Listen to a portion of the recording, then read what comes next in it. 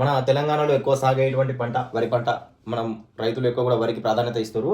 పంట పండించడంలో ఎలాంటి ఇబ్బంది లేకుండా అమ్ముకోలకు మాత్రం ప్రతి ఒక్క రైతు ఏ విధంగా నష్టపోతుంది అనేది ఒకసారి ఈ వీడియో చూద్దాం. అండ్ అందరికీ కూడా వ్యవసాయం మనకు టచ్ ఉంటుంది. ఒకసారి క్లియర్గా పూర్తి వరకు చివరి వరకు అయితే వీడియో చూడండి. మనం చాలా విషయాలకు చాలా టైం వేస్ట్ చేస్తాం. ఒక 2 minutes దీనికోసం వీడియో చేయండి. మన రాష్ట్రంలో వరికి అధిక ప్రాధాన్యత ఉన్నప్పటికీ 6 నెలల కష్టానికి ప్రతిఫలం. మనం రైతు విత్తనం పెట్టినప్పటి నుంచి పంట కోత కట్టేసరికి 6 నెలల కాలం తీసుకుంటే, ఒక 2 ఎకరాలు ఉన్నటువంటి రైతుని ఎగ్జాంపుల్ తీసుకుందామండి. ఒక 2 ఎకరాలు ఉన్నటువంటి రైతుని ఎగ్జాంపుల్ తీసుకుంటే, ఇప్పుడు ఆవరేజ్గా ఒక 40 కిలోల బస్తాలు తీసుకుంటే దాని రేటు 2 × 60 బస్తాలు. ఒక ఎకరానికి 60 బస్తాల దిగుబడి వస్తే, చెన్నై 40 కిలోల బస్తాలు వస్తే 120 బస్తాలు పడుతుంది టోటల్గా. దాన్ని మనం క్యాలిక్యులేట్ చేస్తే 120 × 40 kgs బ్యాగ్ కాబట్టి మనకు 48 క్వింటాలు అయితే రావడం జరుగుతుంది దిగుబడి.